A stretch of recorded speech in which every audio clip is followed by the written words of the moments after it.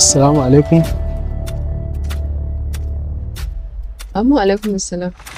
Yawwa ni kam na ce da fatan baki manta wannan maganar da muka da ke ba akan cewar in dai muka haɗu da ke za ki min tambayoyi in dai na amsa za ki bani kauna. Ai ka makaro. Amma tun da alƙawari ne maka, bari in fara cika maka alƙawarin da na ɗauka. A shirye nake ina sauraron ki. Menene so? So rayuwa ne, so cuta ne, so ilimin da ba shi da ƙarshe ne. So jarabta ne, sannan shi so ba abin da baya sakawa. Menene hujjarka na cewa so rayuwa ne? Amsar tambayar ki shine silar so ana rasa rayuwa, amma duk da haka ba ma fasa yin so. Saboda haka yasa na ce miki so rayuwa ne. Naji, menene hujjarka na cewa so cuta ne? Da zarar so ya kama ka, za ka ji a rayuwarka ba ka da wata nutsuwa. Sai ka so ka ji muryar a bar ƙaunarka aƙalla so 3 ko so 4 a rana. Sannan kuma da ka ji bakwa tare sai ka ji wani yanayi ya canza. Da zarar wani abu ya same ta za ka ji abin a jikinka. Saboda haka so cuta ne. Babban magana, ka ce so ilimi ne, sannan kuma ba shi da ƙarshe. Shi kuma menene hujjarka? Tabbas so ilimi ne. Duk daɗewarka a cikinsa wata rana sai ka ga wani abu baƙo a cikinsa. Ba a taɓa gama su, domin yana ɗaya daga cikin ilimin da ba shi da ƙarshe.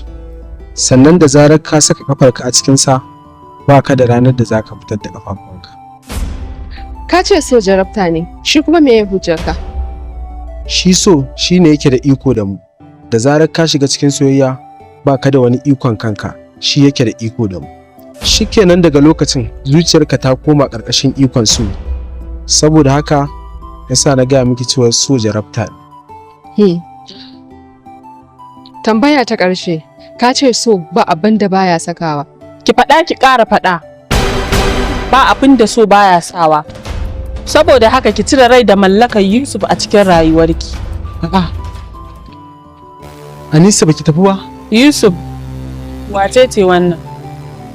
Anisa me haɗin ki da ita? Da har zaki min wannan tambayar. Ni ko ya dace in tambaye ka kuma yanzu nake so ka sanar da ni wace ce wannan? Yusuf, wace ce wannan? Kuma me take faɗa? Idan ke ƴar uwarsa ce zai iya ce miki kin yi sarka. Idan kuma san shi kike yi, to za ki iya kira na da kishiya. Hakan yana nufin ku masoya ne? Kamar yadda hanta ba za a raba ta da jini ba, haka ni da Yusuf ba za mu rabu ba. Amma dakata. Da ka san kana da budurwa, za ka dakatar da ni? Za ka zo ka ɓata min lokaci? To yanzu da kake da budurwa, me soyayya za ta yi maka? Da ka shigo rayuwata ne domin ka cutar da ni? Miss Asiya, in dai ka so a so ka shine so. Ina so in tabbatar miki da babu wacce nake so. Sannan kuma ina so ki bani dama. Zan mata tambayoyi. A cikin tambayoyin da zan mata ne, za ki samu amsar tambayarki. Ka gaggauta abin da kake so ka gaya mu, domin ina so in tafi. Dan ba zan tsaya ina jin wannan tarkatar shirman naka ba. Na gode, na ƙara bani lokacinki da kika yi. Anisa, ina so in tambaye ki, ni da ke na taɓa furta miki kalmar so? Amsar tambayar da na miki ta ce a'a. Anisa, da daɗi ka so wanda ya so ka, amma kuma kar ka taɓa ba da ƙauna ga duk wanda ya ce yana son ka. Misali yanzu idan na karɓi soyayyaki saboda kin sanar da ni cewa kina so na, kuma na yarda da soyayyar da kike mun, bacin ni kuma ina da wacce nake so. Yanzu a tunaninki tsakanin ke da ita wacce zan fi bawa kulawa? Anisa, na san zaki ji ba daɗi idan na buɗe baki na ce ba na son ki, amma zaki fi rashin jin daɗi idan na yaudare ki. Saboda haka ki haƙuri, kin ga wacce nake so. Yusuf, ina son ka, amma duk da haka na fi son farin cikin ka.